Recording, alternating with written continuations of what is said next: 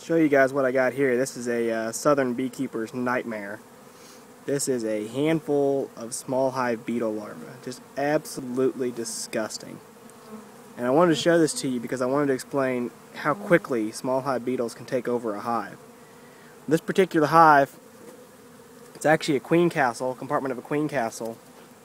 And let's see, I shook these bees into this hive on Monday and gave them a queen cell. Now for whatever reason, I'm guessing because I shook them and I only moved them about 100 feet, I'm guessing most of them either migrated back to their original hive or else they migrated over to this compartment, which has quite a few bees in it, which I also shook that day. But I'm thinking they joined up or they moved back home, either one.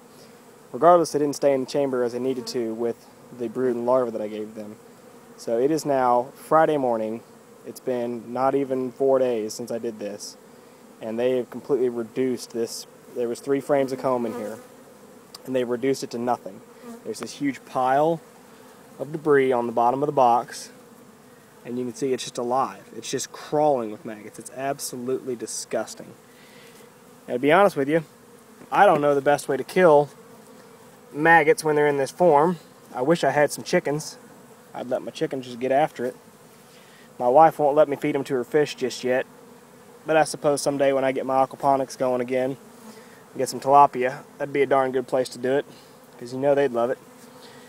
But anyway, I mean, see, look down in that corner. That's just a solid pile of maggots. There's barely even, there's no brood there, little bitty scraps, tiny bits of comb, but just mostly a live pile of maggots. So for what I'm doing with them right now, I don't know if it's going to work or not. I've done in the past just thrown them in a jar and screwed the lid on, but that jar will probably forever smell like dead, rotten maggots. So now I'm going to try a different method. I'm just throwing them all in a bucket of water and see if I can sink them and drown them. I don't know if they'll drown or not.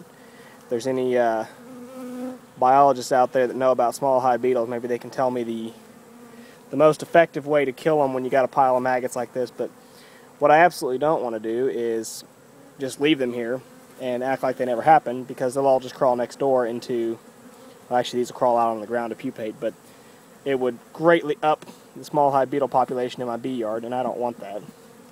So I got to do something to try to kill them or get them out of here. So I'm going to attempt to drown them. Look at that. Absolutely disgusting. Man, I need to get a pet chicken. Just take a pet chicken to the bee yard with me. Yeah, that's what I'll do. That's what I'll do. Give me a pet chicken.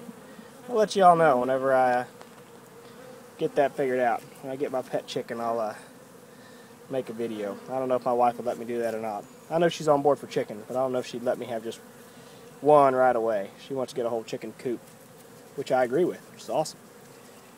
Unfortunately, we're in the suburbs, so I don't know when that'll happen. Anyway, just want to show that to you guys. Just a quick lesson, you know.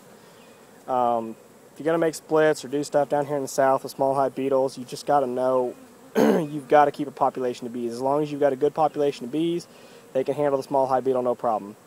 But if you do anything, if those bees abscond on you, or the numbers get too low or something like that, these small hive beetle will take over in a matter of minutes or, you know, just a few days. You know, and I even noticed this, I think 2 days ago, I peeked in the hole there, in the entrance, I peeked in there, and I could see debris on the bottom.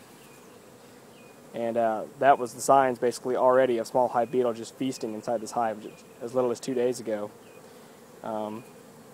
And I just kind of dismissed it, you know, hoping it wasn't true, but it certainly was.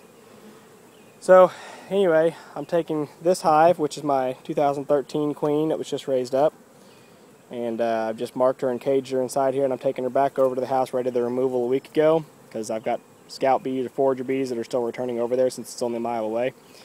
So I'm going to take this over there, set it up as a bait hive, and hopefully solve that issue of returning foragers over at that location.